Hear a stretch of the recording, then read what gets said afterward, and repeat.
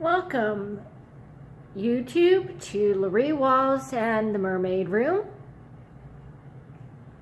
Take a little look here at the Red Sea Reefer 525XL.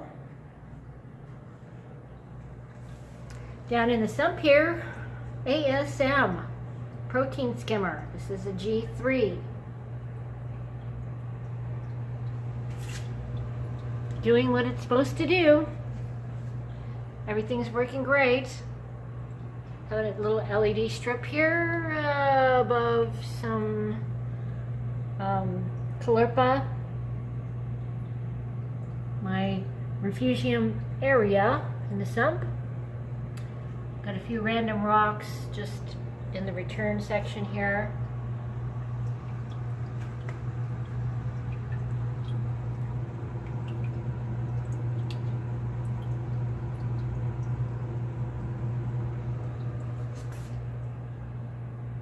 Nothing really has changed other than the incorporation of these cups rather than the socks. I'm trying this out for a little bit.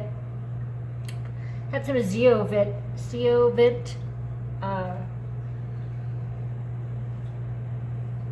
put a little bit in the bottom of each rock, and there's some little particles that fell through. But that's okay, they're not really hurting anything.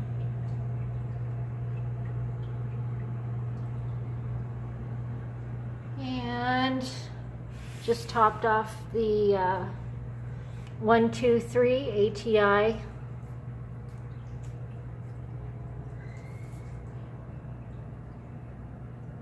That goes through the bubble magnets. Supplementation, the ATI 123. Got them going there, and everything's doing really well. Let's see, let's talk about the Hollywood Stunner. I moved it around a bit, trying to keep it from stinging everything. Touched the sand and does not really like to be in the sand work. Probably would do better with a bare bottom. If you were going to put that down into the sand, it probably wouldn't like it as much as if it were a bare bottom glass.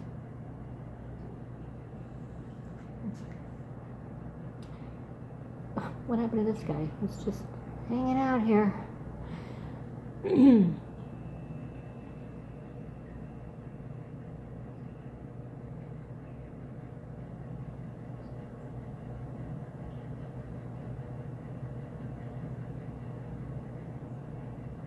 It's really one of my favorite corals.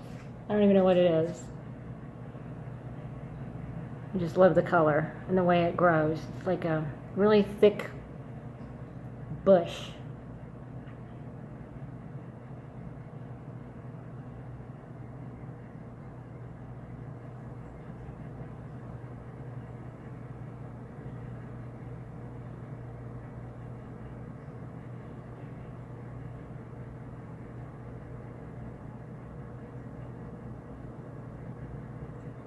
Quite the sponge growth here.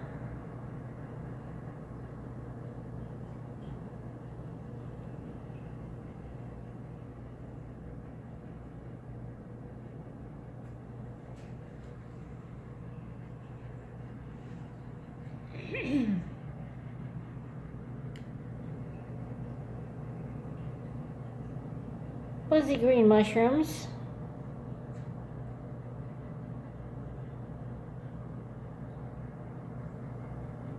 Look what is growing on a shell.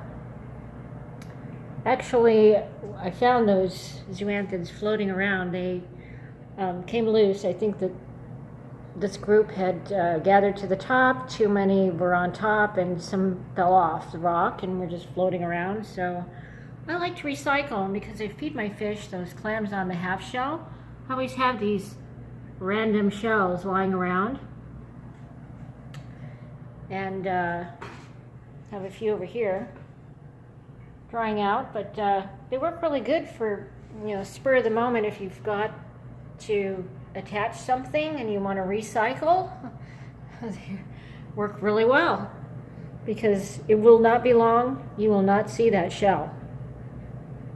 Now I've also attached a few other things to seashells, just like that. Now these are some of the frags of this Gorgonian, this great big Gorgonian here.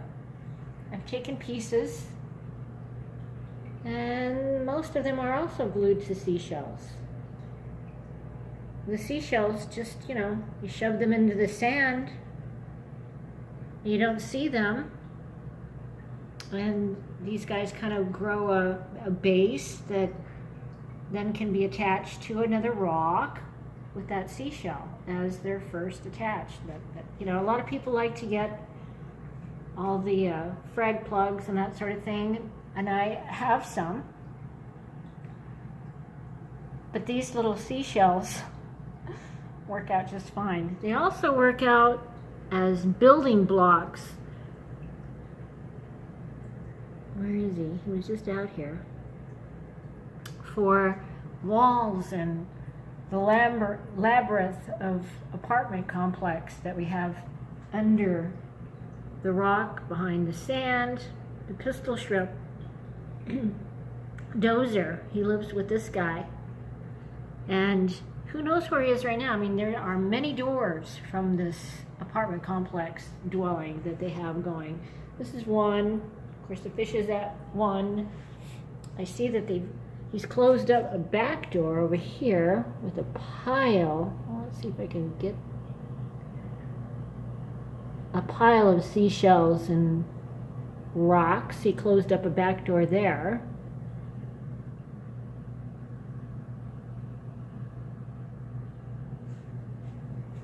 What do we have growing over here? Orange sponge mixed in with blue ridge coral. Yellow sponge.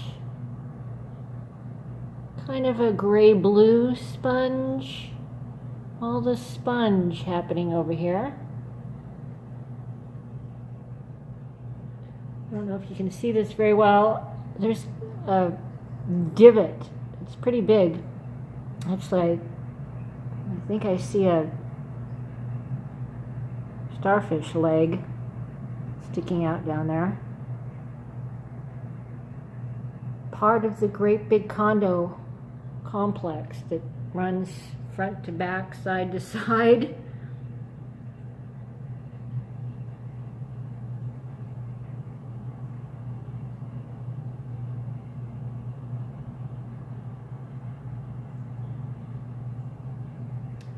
Pretty quiet right now. I cleaned the gyre. Nice and clean and quiet. If you let it get dirty, it will make all kinds of racket. And this is the ice cap gyre. And here we still have the sterilizer, a smart UV sterilizer. It can be mounted in all different kinds of configurations as long as you've got the pump feeding one end and an outflow on the other end. This way I can just take this part out, pull it out, and the bulb can easily be changed out. So it's great for maintenance right here. Also, if I need to clean it for, once a year, I take it all down and clean out the interior. So everything that I have right here is pretty much easily maintained.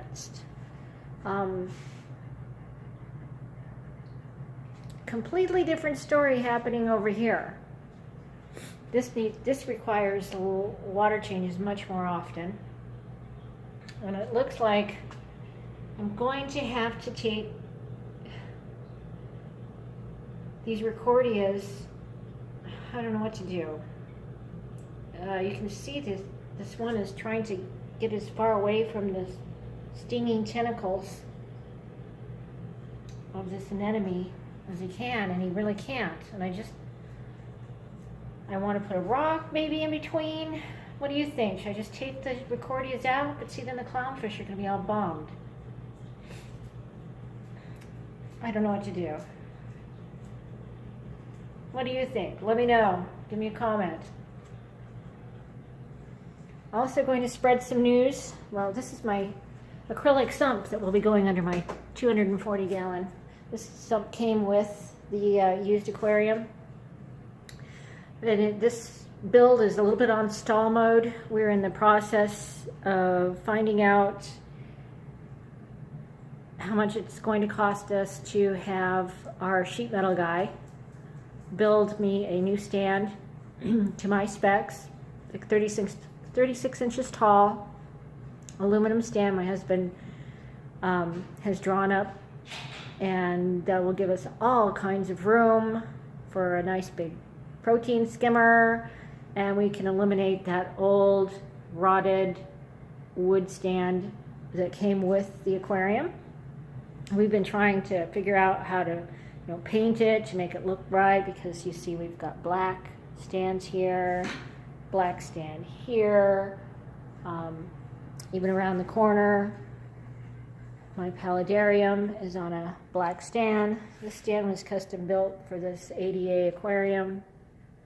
So we've got black stands, and I want a black stand, and so we're probably going to go with a aluminum stand painted black, and then in the future decide how we'll cover that with maybe black acrylic or something to that effect. But for now, probably tomorrow we'll find out on Monday what we can expect for the cost of the stand. I may have mentioned before, we're an HVAC contractor here in Phoenix, Arizona, so we use a sheet metal fabrication company very regularly. Hopefully they'll maybe we'll catch a break, but in the meantime I won't be able to bring in my new aquarium until we actually have a decent stand that we feel comfortable bringing in the house. Number one, I don't want to get a 240 gallon setup with 300 pounds of rock and all the big fish that I want to have in there, only to be unhappy with the results. So we're just gonna make sure that the stand is right from the very beginning and go from there. So it's coming, it's just a little bit delayed, and I've got all kinds of ideas, so we'll be talking about that in the very near future. In the meantime, I hope everyone's having a wonderful Sunday and enjoy your day. Thank you for stopping by the Mermaid Room. We'll catch you later. Thank you.